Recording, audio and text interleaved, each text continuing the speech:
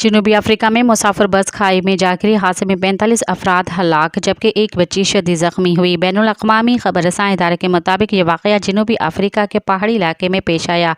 Driver के मोड़ काटते हुए तवाज़ुन खोने की वजह से बस गहरी खाई में जा गिरी। रिपोर्ट में बताया गया कि बुर्ज की ऊंचाई तकरीबन 50 मीटर 165 फुट थी। ज़मीन से टकराने के बायस मुसाफिर बस में आग लग गई।